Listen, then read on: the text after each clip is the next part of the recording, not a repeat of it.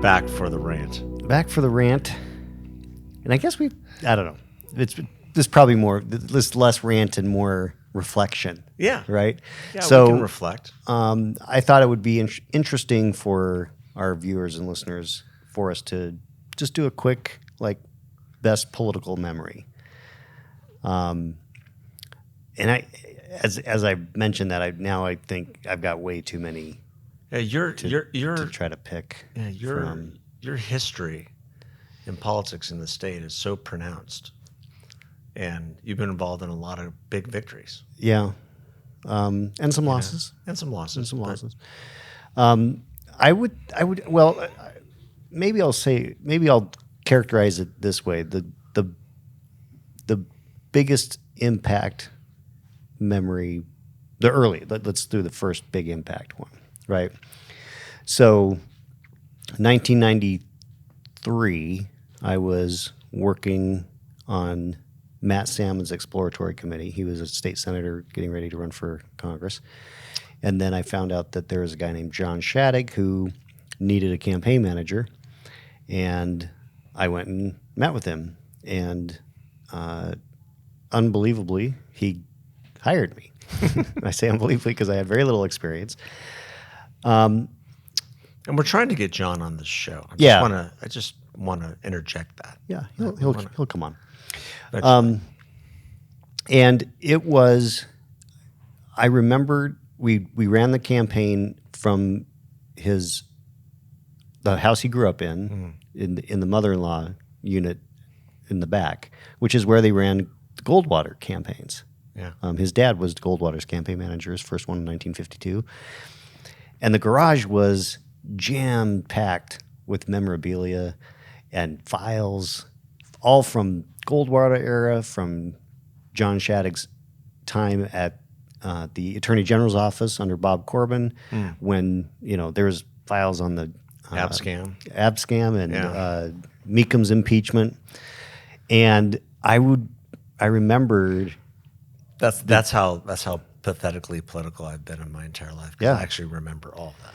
Well, and having gone down and watched one of the days of Meekham's trial when I was in high school, and then to read documents about it, years later, and just I spent hours and hours, late at night, just educating myself on Arizona politics and the Goldwater era and that kind of thing. And it just was such a profound experience, not only because Shadegg was not expected to win that primary. He worked harder than anybody had ever seen, and it inspired me to work harder than I'd ever worked in my life. I mean, I never had worked that hard. And it told me that I could. And I learned so much from that, just the basics of campaigning, but also the importance of personal interaction of the candidate with the people, because Shadegg was a great retail politician. So that was the beginning of what turned out to be a pretty awesome, what has turned out to be a pretty awesome run in politics. Yeah, you've had an amazing career, for sure. From that one chance of fate. Yeah. And what an amazing history the Shadeggs have.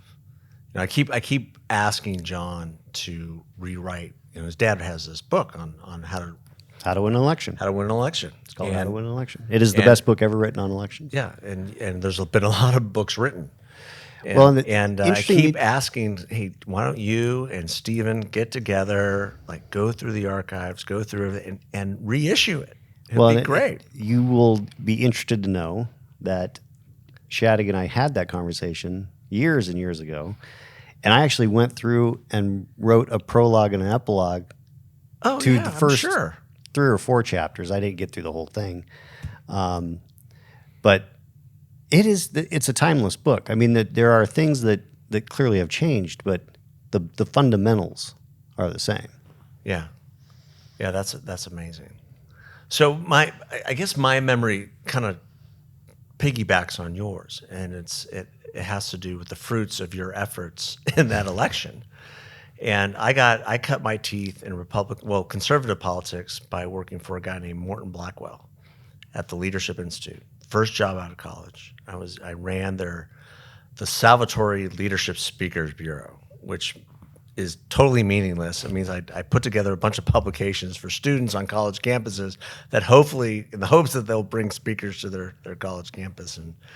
But it was a great experience of learning how to write, learning how to speak well and clearly to an audience, which I'd never really done well before.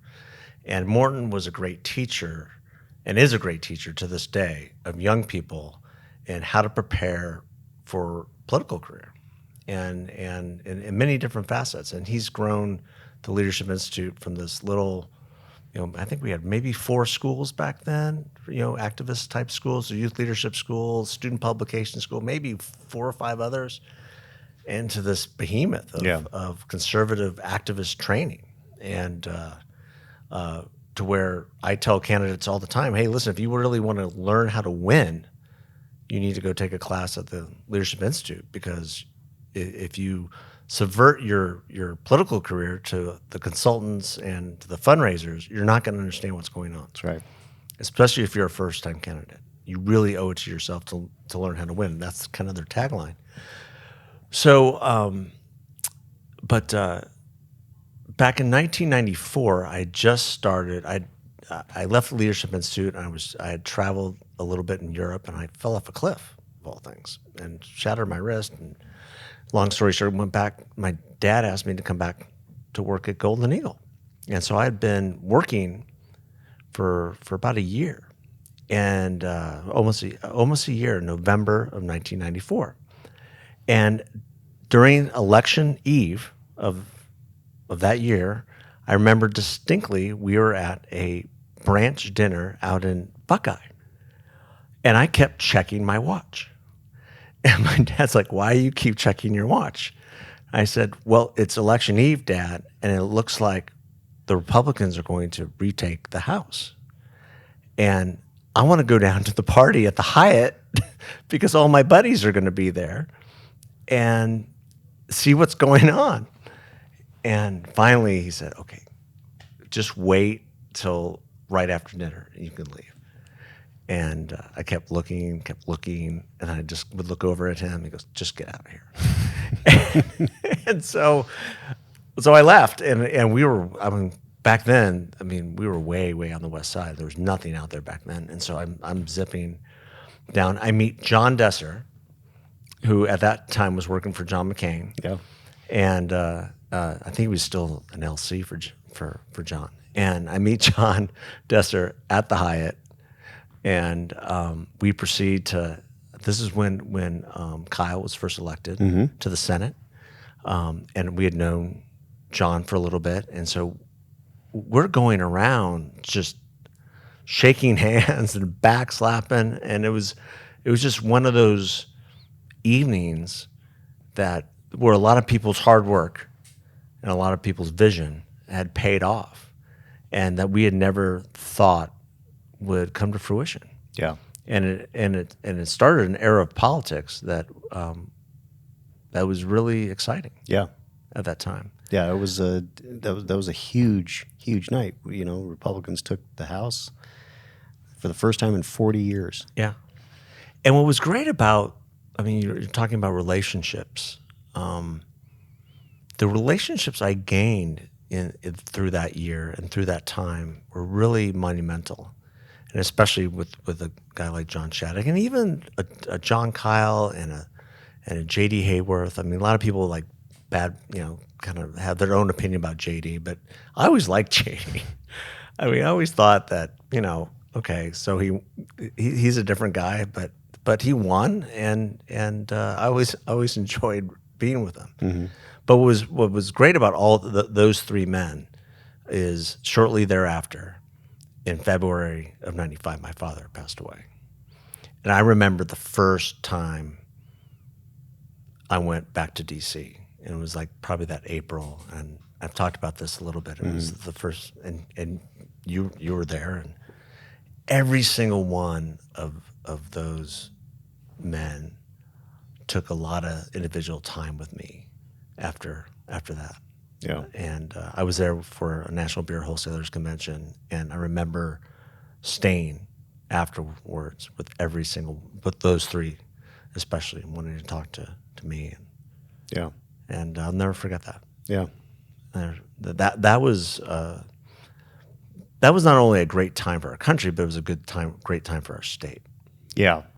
Phenomenal delegation. Yeah, it was a great delegation. Really, it was really solid. And we talk about bipartisanship. We talk about working together for a common goal. That was a delegation that did a lot for Arizona, both Democrat and Republican, and put things aside to make sure that Arizona came first. And one of the people who exemplified that as well as anybody was Ed Pastor. Oh, Democrat, absolutely.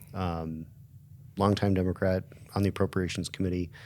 Obviously did a ton for Arizona, but he was one of the nicest human beings you could ever meet. I got to sit next to Ed at some kind of dinner that I went to back in D.C., and we got to know each other for the first time, really.